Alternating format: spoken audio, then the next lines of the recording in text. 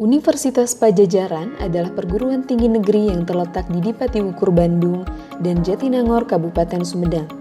Salah satu fakultas yang tertua dan terbesar di kampus ini adalah Fakultas Matematika dan Ilmu Pengetahuan Alam, yang mana salah satunya terdapat Departemen Kimia.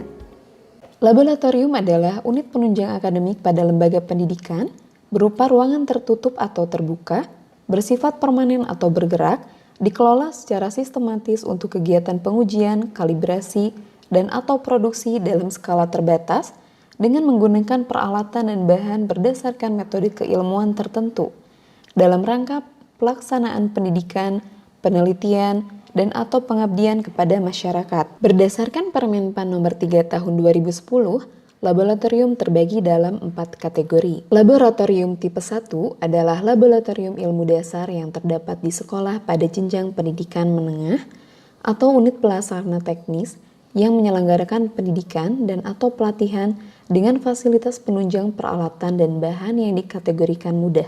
Laboratorium tipe 2 adalah laboratorium ilmu dasar yang terdapat di perguruan tinggi tingkat persiapan pada semester 1 dan 2 atau unit pelaksana teknis yang menyelenggarakan pendidikan dan atau pelatihan dengan fasilitas penunjang, peralatan dan bahan yang dikategorikan mudah.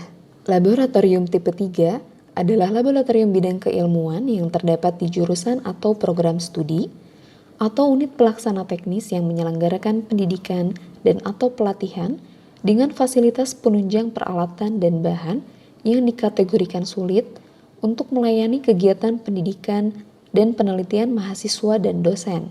Laboratorium tipe 4 adalah laboratorium terpadu yang terdapat di pusat studi fakultas atau universitas atau unit pelaksana teknis yang menyelenggarakan pendidikan dan atau pelatihan dengan fasilitas penunjang peralatan dan bahan yang dikategorikan sangat sulit dan khusus untuk melayani kegiatan penelitian dan pengabdian kepada masyarakat, mahasiswa, dan dosen. Adaptasi kebiasaan baru dapat berjalan secara efektif jika menaati dan konsisten dengan protokol kesehatan yang ada.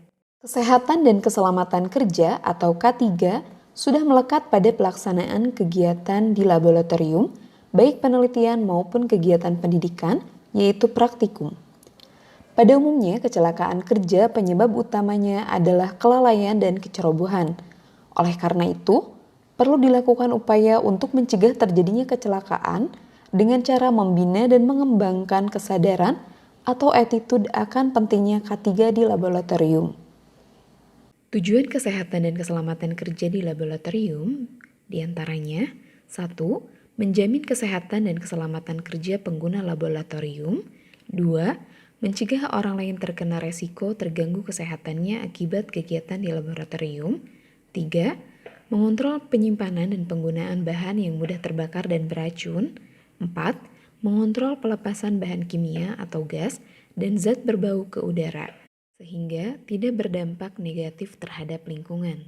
Untuk menghindari kecelakaan selama bekerja di laboratorium, maka perlu diperhatikan setiap tahapan dalam bekerja. Setiap peserta harus memahami aturan bekerja di laboratorium yang terdiri dari 1. Tidak merokok, makan, minum, dan mengunyah permen karet. 2. Tidak bekerja sendirian, harus ada instruktur yang mendampingi dan tidak bercanda. 3. Tidak bereksperimen tanpa petunjuk. Setiap modifikasi prosedur harus meminta persetujuan instruktur. 4. Membersihkan segera jika ada zat tumpah atau alat pecah sesuai arahan instruktur. 5. Membuang limbah ke tempat pembuangan sesuai kategori, zat kimia, kertas, atau pecahan gelas. 6. Menjaga lemari tetap tertutup atau apapun yang dapat mengganggu aktivitas di laboratorium. 7. Membersihkan meja kerja sebelum meninggalkan laboratorium. Setiap praktikan harus paham setiap tahapan yang akan dikerjakan dalam praktikum, dimulai dari persiapan praktikum, mengetahui tujuan praktikum, cara kerja, paham tindakan yang harus dilakukan dan dihindari saat kerja, misalnya menjauhkan bahan yang mudah terbakar dengan sumber api, membuang sampah, dan limbah praktikum pada tempat yang telah ditentukan. Mengetahui jenis bahan yang digunakan dalam praktikum dan sifat-sifat bahannya, apakah bersifat mudah terbakar, toksik, karsinogenik, dan paham cara. Mengetahui setiap alat yang akan digunakan dan memahami cara kerja setiap alat.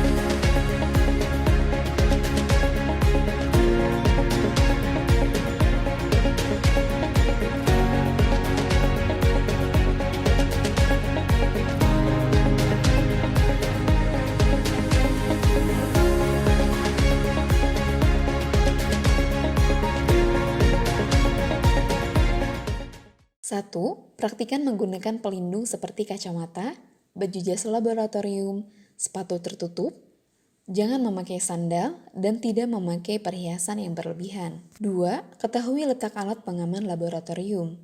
3. Sebelum mengambil preaksi, baca etiket setiap botol preaksi dengan cermat. 4. Mengambil dan menggunakan bahan kimia secukupnya karena dapat mencemari. 5. Jangan mencium bahan kimia secara langsung, tetapi cium bau zat kimia dengan cara menggibaskan dengan tangan terlebih dahulu. 6. Bila tidak ada perintah untuk mencicipi rasa bahan kimia, jangan melakukannya. 7. Tidak diperkenankan makan dan minum selama di laboratorium karena beresiko. 8. Membuang sisa percobaan pada tempatnya sesuai dengan sifat sisa bahan yang digunakan. 9. Pilihlah alat gelas yang tidak retak atau pecah supaya terhindar dari bahaya luka gores. 10. Bunsen atau lampu spiritus harus dimatikan jika sudah tidak dipakai. 11. Gunakan lemari asam jika bekerja dengan zat kimia yang menghasilkan uap beracun. 12. Jika Anda mengerjakan asam kuat, maka harus menuangkan asam ke dalam air secara perlahan-lahan sambil diaduk.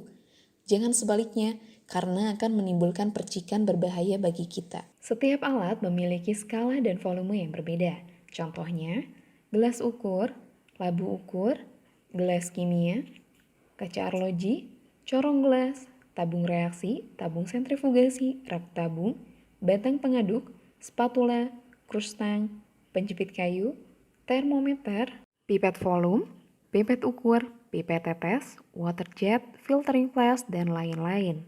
Bahan kimia yang digunakan di laboratorium dapat diklasifikasikan jadi 3, yaitu teknis, proanalisis, dan materi reference atau bahan pembanding. Teknis, agak kasar, masih mengandung sedikit zat-zat kimia lain yang dianggap mencemari zat asli atau bahan baku. Digunakan untuk percobaan yang tidak memerlukan ketelitian tinggi. Proanalisis, zat kimia ini sangat sempurna, memiliki tingkat kemurnian yang tinggi, dapat atau harus digunakan untuk analisis yang memerlukan ketelitian tinggi. Bekerja di laboratorium dengan bahan kimia dan alat-alat gelas sangat memungkinkan terjadinya kecelakaan kerja, meskipun telah bekerja dengan hati-hati. Penanganan terhadap kecelakaan kerja di laboratorium sangat perlu dikuasai oleh praktikan maupun petugas di laboratorium. Bila terjadi kecelakaan kerja, perhatikan hal-hal berikut ini. Bila terkena tumpahan bahan kimia di kulit, jangan digaruk agar tidak menyebar. Bersihkan bagian yang mengalami kontak langsung dengan bahan kimia. Bila perlu, bilas dengan air mengalir. Dorong tuas untuk menyalakan eye wash, lalu bilas mata dengan air mengalir selama 15 menit. Bila badan terkena tumpahan bahan kimia, segera menuju emergency shower. Tarik pegangan hingga air keluar, lalu bilas badan yang terkena bahan kimia. Segera lepaskan pakaian yang terkena bahan kimia. Bilas badan dengan air mengalir minimal selama 15 menit. Bila badan terkena bahan kimia yang menimbulkan api, segera tutup bagian badan korban yang terkena api menggunakan fire blanket. Segera keluar menuju pintu darurat, lalu segera menuju titik kumpul.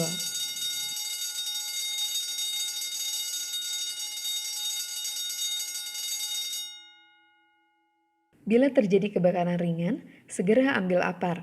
Lepaskan pin apar, pastikan posisi sejajar arah angin. Angkat tabung apar dan arahkan corong ke sumber api. Lepaskan isi tabung dengan menekan tuasnya. Lalu kibaskan corong untuk mengatur arah semburan hingga merata. Setelah api dipadamkan, pasang kembali pin apar dan simpan pada tempatnya. Bila tangan terluka akibat pecahan gelas kimia, segera cuci dengan air mengalir selama 15 menit. Dan segera minta bantuan teman atau petugas laboratorium yang ada di dekat Anda untuk mendapatkan pertolongan pertama. Setelah selesai praktikum, kumpulkan dan buang limbah ke tempat pembuangan sesuai kategori, zat kimia, kertas, atau pecahan gelas. Bersihkan alat yang sudah digunakan, lalu keringkan dan simpan kembali pada tempatnya. Bersihkan meja kerja sebelum meninggalkan laboratorium, tutup jendela, cuci tangan, dan matikan lampu, lalu cek kembali suhu tubuh Anda sebelum meninggalkan laboratorium.